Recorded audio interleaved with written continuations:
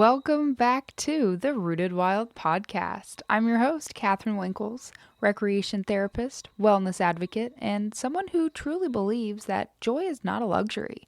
It's a biological need. Today's episode is called The Science of Play: Why Joy Heals the Nervous System. We're going to explore why play isn't just for kids, how it directly improves physical and mental health, and how you can intentionally weave small, meaningful moments of joy into your life. Even if you're overwhelmed, exhausted, or not sure where to start. We'll also be pairing this episode with a digital worksheet called the Joy Mapping Exercise to help you create your own personalized joy plan. Let's get started.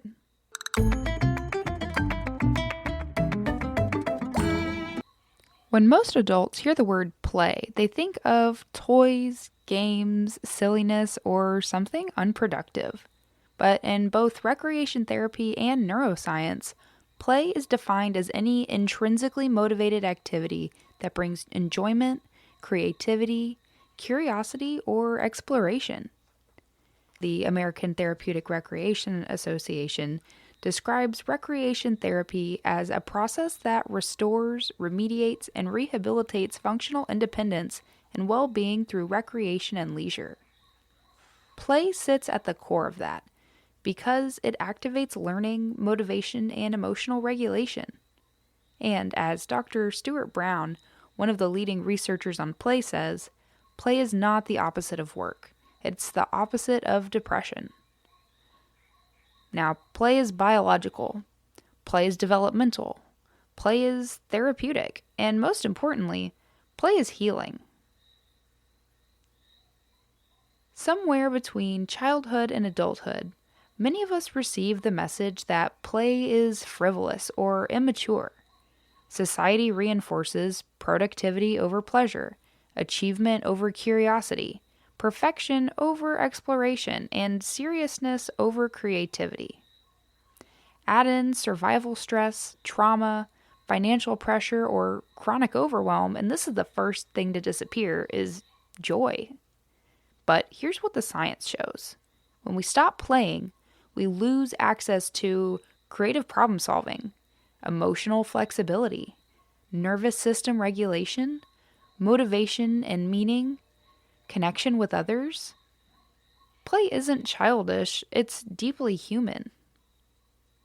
So let's talk biology. Play is one of the most effective ways to regulate the nervous system because it activates the reward pathways, supports emotional processing, and promotes neuroplasticity. Here are the key systems involved. First, you have your dopamine system, the motivation and curiosity chemical. Play triggers dopamine release, which improves mood, enhances focus, increases drive, and reinforces learning. This is why playful activities feel energizing and flowy, if you will. Next up, we have the endorphins, or your natural stress relief. Endorphins are released during laughter, movement, or creative engagement. They reduce pain perception and improve mood. This is your body's built-in resilience tool. Up next, we do have oxytocin, your connection and belonging. This can be found through shared play. Even lighthearted conversation increases oxytocin. This improves trust, emotional safety, bonding, and co-regulation. This is why people feel connected after playing games, laughing together, or working on creative projects. Now, it's this biohack that makes recreation therapy so effective in such a short amount of time. Playing games, laughing, and working on creative projects, or honing in on whatever the client's preferred leisure option is, that is what truly enhances the therapeutic process. Up next, we have the polyvagal theory for nervous system safety signals. Dr. Stephen Porges' polyvagal theory teaches us that social engagement, gentle movement, laughter, and creativity are cues of safety that downregulate the sympathetic stress response. So play can move the body from survival mode to regulation mode to thriving mode. Then you have your prefrontal cortex activation, the executive function boost. Play, especially novel or creative play, strengthens planning, flexibility, emotional regulation, and problem solving. This is why people have breakthroughs or insight whenever they step away from stress and engage in something enjoyable. If you're ever stuck in a problem or bit of a creative block, I always recommend going for a walk, just taking a lap outside and getting some fresh air, because as you're walking, you start to process those problems a little bit differently. You're not in that stressful situation anymore, so you're able to come at it from a different perspective. Even a game of whether it's Uno, Jenga, or a quick word game can also do the trick. There's something to be said about getting out of your head and into your body, so that active movement, focusing on those grounded steps, that can really be helpful. Also for having difficult conversations with friends or loved ones. If you're not sure how to say it sitting down, maybe do a walk and talk. That always really helps me as well. Now, when you're overwhelmed, burnt out, or constantly in fight or flight mode, your brain deprioritizes play because survival takes over. You may notice it's difficult to relax.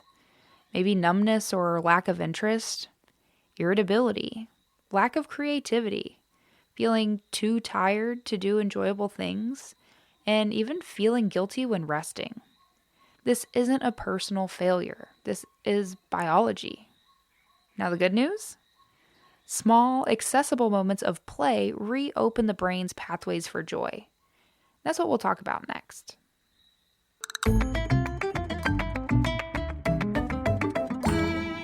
In recreation therapy, we use a broad, inclusive definition of play because joy looks different for everyone.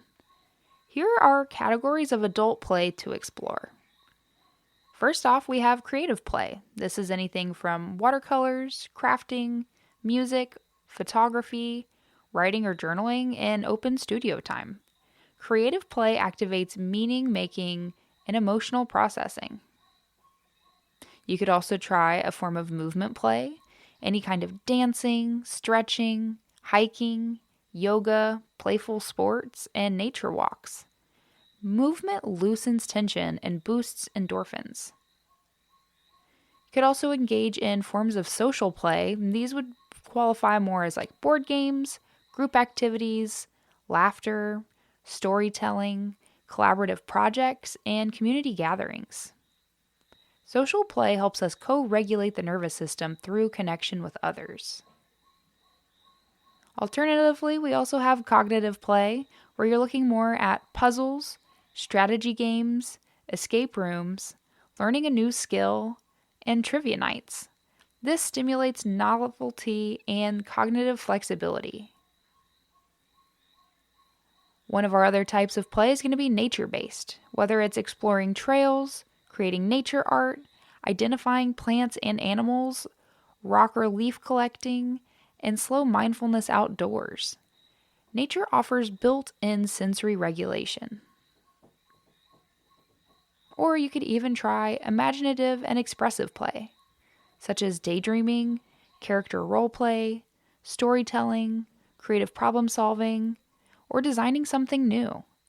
Imagination is a vital emotional outlet for adults, and some of these activities actually fall into more than one category of play, so you might be reaping more than one set of benefits depending on what you're choosing.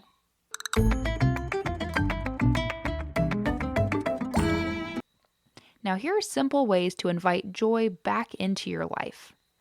You can schedule micro moments of play. Even just 2 to 5 minutes counts. It just depends on how much time you have. Also, try lowering the bar. Choose activities that don't require skill or performance. You can try something new once a month. Bring curiosity to routine moments, or join a community group or social hobby. Even engaging in parallel play with a friend or partner, where you're doing the same thing next to each other, like reading a book, or adding a playful sensory element such as colors, textures, music, and natural objects to your everyday life. Most importantly, choose joy without attaching productivity or worth to it. Play for the sake of play. Now, before we go, take a deep breath with me. We're going to inhale and exhale. Joy isn't accidental. It's something we cultivate by reconnecting with the parts of ourselves we left behind. Play helps us become more regulated, more resilient, more connected, and more alive. Your nervous system wants joy. Your body benefits from joy. And you deserve play no matter your age, schedule, responsibilities, or stress level. If this episode inspired you, consider sharing it with someone who might need a grounding moment too. You can explore our self-guided resources and nature-based toolkits at rootedwildretreats.com, where you can grab the joy mapping exercise. Available for free to begin exploring your personalized joy plan, and check out the blog for Wild Mind publications, also on the website. Connect with me on Instagram at rooted_wild_retreats for daily inspiration and guided prompts on living more grounded, creative, and connected to the natural world. Until next time, take a moment today to step outside, take a breath, and remember, you can access the healing benefits of play whenever you need a moment of novel support. You deserve to feel rooted, connected, and cared for today and every day. Thank you for joining me today. Wishing you moments of wonder, curiosity, and play. Stay wild.